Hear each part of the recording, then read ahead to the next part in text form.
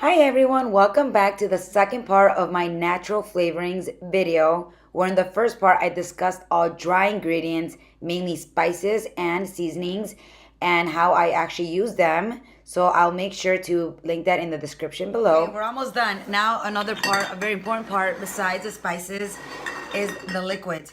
What else can we use to flavor food? Acids, vinegars.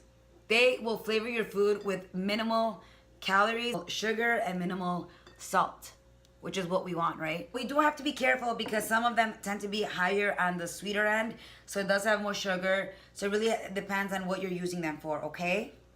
Number one is my all-time favorite. I love balsamic vinegar. I don't even use balsamic vinaigrette. I would just drizzle this on my greens and I'll eat it that way.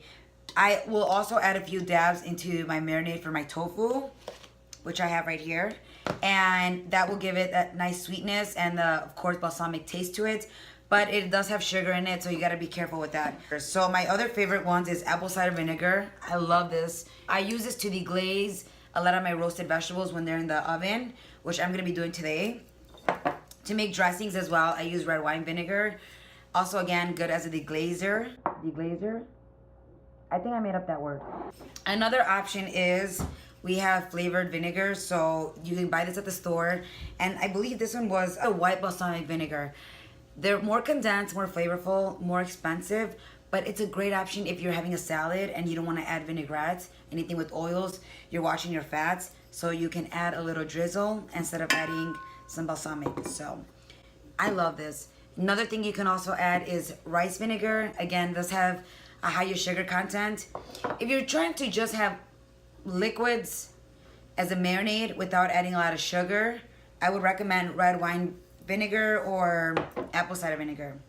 And also another thing you can also use if you're not crazy about the vinegars is I like using vegetable stock. I use that as moisture so I can cook the vegetables or anything in the oven that needs to be deglazed. So that's also another option that you can add some flavors to the foods. Okay? If you're not trying to have a lot of sugar and you want to make a dressing, what they're calling for in a recipe for vinaigrette, I would do 1/3 of that amount of balsamic and the other 2/3 any of the other vinegars. Flavorings that you can also use when you're cooking vegetables and they already have developed some color. What else can we add? So some options is tamari. It is like soy sauce, so it doesn't have a lot of salt. This is gluten-free. So for those that don't know this, soy sauce does have gluten in it because it has wheat. Another thing is, this has seen better days. I love my Bragg's aminos, but again, it's a lot higher on sodium. So all you do is you add a little dab. For example, here I have all my tofu marinated, right?